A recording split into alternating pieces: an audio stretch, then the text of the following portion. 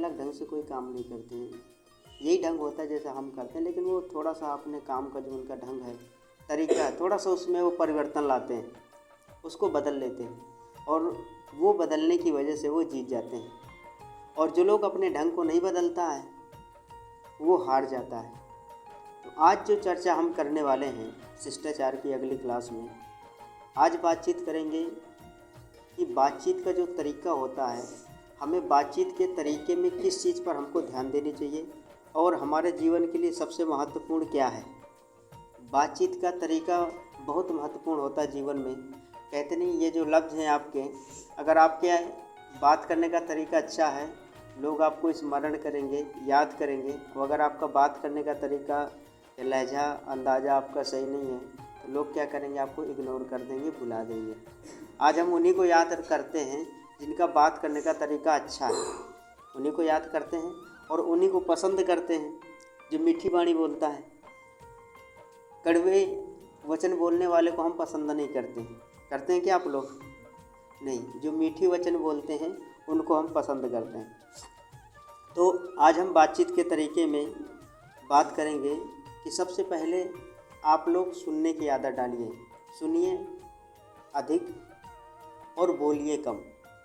जितना ज़्यादा आप सुनेंगे, सुन करके आपको इतनी अच्छी हैबिट्स बन जाएगी कि आपको सही और गलत की पहचान रहेगी। आपको समझ रहेगी कि मुझे कौन सा शब्द बोलना है और कौन सा शब्द नहीं बोलना है। इसलिए सुनिए अधिक से अधिक। और देखिए, एक पहचान ने कुदरत ने भी दिया है कि कान हमको 2 दिए हैं और मुंह 1 दिया है, क्योंकि हम कम बोलें और सुने ज़्यादा। ये हमको कुदरत से भी मिला हुआ है। लेकिन लोग क्या करते हैं, आप लोगों ने अक्सर देखा होगा, लोग क्या करते हैं, बोलते ज़्यादा हैं, सुनते कम हैं। क्या करते हैं? बोलते ज़्यादा हैं, सुनते कम हैं। किस चीज़ का? और हाँ, बोलो हमेशा, कम बोलना है, लेकिन जब भी बोलो तो सत्य बोलो। जितना आप सत्य बोलेंगे, आपकी भाषा मृदुर भाषा हो जाएगी सत्य बोलने पर। और जिससे भी बोलो तो प्रिय बोलो और मधुर बोलो। सत्य बोलिए, प्रिय बोलिए और मधुर बोलिए। ये बोलने के तरीके, जिस दिन आप लोग इसका सुधारना शुरू कर दोगे, आज आप कई लोग की ऐसी ध्वनि होती है जो कर्कश लगती है। कैसी लगती है? कर्कश। और कई लोगों की आवाज़ इतनी मधुर और सुरीली होती है कि बहुत पसंद आती है वो। तो अपनी बोलचाल की भाषा में इस चीज़ को भी अपने जीवन पर उतारने का प्रयास करिए कि आज से हमको कम बोलना है और ज़्यादा से ज़्यादा सुनना है। और कम बोलेंगे, लेकिन जो भी बोलेंगे सत्य बोलेंगे, प्रिय बोलेंगे, मधुर बोलेंगे। समझ आया? और बात करते समय किसी के पास एकदम सट करके कभी बात नहीं करते हैं। या कुछ लोग होते हैं मुख पास में करके बातें करते हैं। ऐसा नहीं करना चाहिए। ये शिष्टाचार नहीं है बात करने का, ये शिष्टाचार नहीं है। जब भी बात करिए बिल्कुल सहज रूप में बात करिए। और बात करते समय इतना ध्यान दीजिए कि जो व्यक्ति जिस स्थिति में बैठा है, जैसे पास में है तो आप उसी आधार पर अपनी भाषा निकालिए।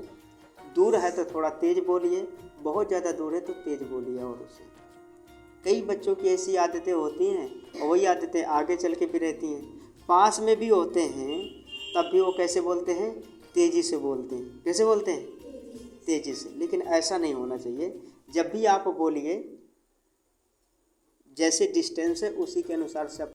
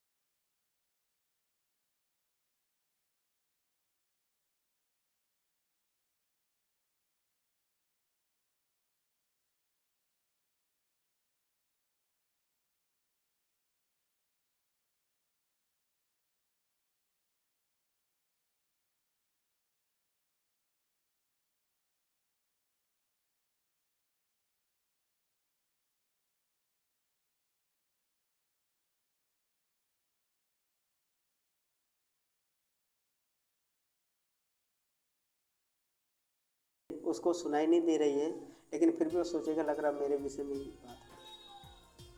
या हो सकता है उसके मन में ये भी विचार आ जाए कि लग रहा है मेरी जो बीमारी है बहुत बढ़ गई है, यह खतरनाक हो गई है, अब मैं ठीक नहीं हूँ। आप चर्चा कर रहे थे उसके सामने किसी और विषय में, लेकिन वो क्या मन में धारणा बना रहा है कि मैं अब कभी ठीक नहीं होऊंगा। और यही कारण हो जाता है कि वो व्यक्ति अपने आप को हीन भावना से मान लेता है कि अब मैं स्वस्थ नहीं हो सकता हूँ। तो कभी भी जो भी बीमार व्यक्ति है, तबीयत उसकी ठीक नहीं रहती, तो उसके सामने जब भी बोलिए तो अच्छे से बात करिए और जो भी कहना है साफ और स्पष्ट कहिए। अन्य लोगों से भी जो भी चर्चा कर रहे हैं, अगर कोई पर्सनल कोई बात है तो वहाँ से निकल करके